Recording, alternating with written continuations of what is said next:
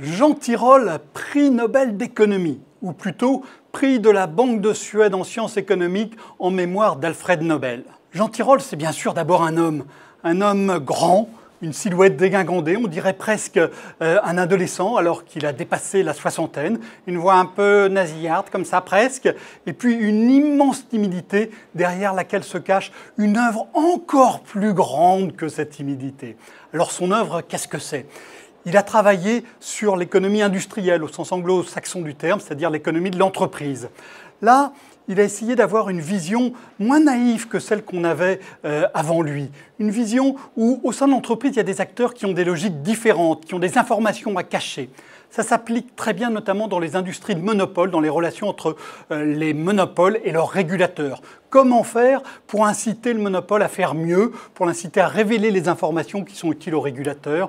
Il a écrit une théorie de la concurrence avec son ami Jean-Jacques Lafon, qui a été son premier grand livre économique.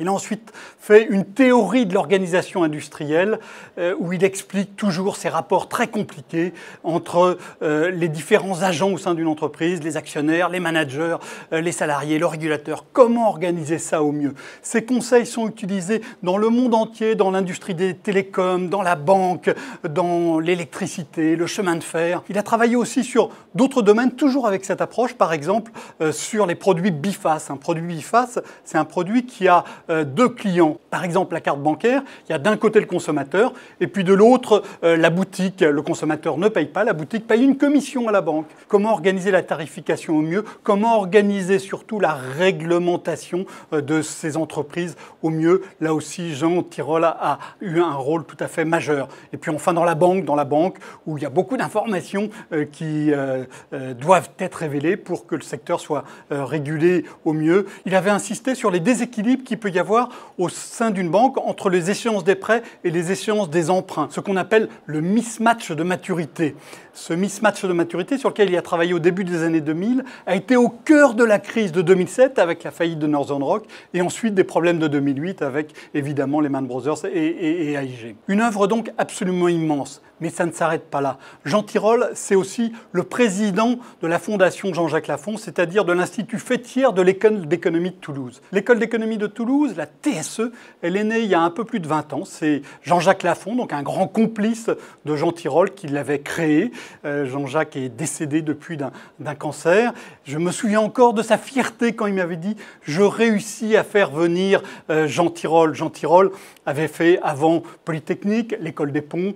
Il était parti au MIT, au prestigieux MIT où il avait enseigné.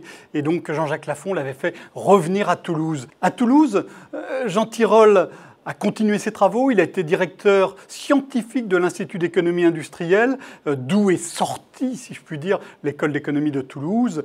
Il en est maintenant président. Et l'école d'économie de Toulouse, c'est quelque chose de formidable. C'est un pôle économique comme il n'y en avait nulle part en France avant, avec des dizaines et des dizaines d'économistes qui viennent du monde entier, une notoriété mondiale dans de nombreux domaines. Et Jean Tirole joue un rôle absolument essentiel là-dedans. Donc il y a l'homme, il y a l'œuvre, il y a le rôle universitaire, et puis il y a les liens avec la politique. Et là, c'est un petit peu plus compliqué. Alors évidemment, Jean Tirole est membre du Conseil d'analyse économique, organisme rattaché auprès du Premier ministre, mais il ne va pas encore assez loin dans le conseil qu'il pourrait donner, peut-être par timidité, peut-être parce que c'est un très grand théoricien et qu'il a la difficulté à franchir le dernier mile, le dernier kilomètre jusqu'à l'explication concrète de ses travaux. Je ne sais pas très bien. J'en parlais encore avec lui la semaine dernière à Toulouse.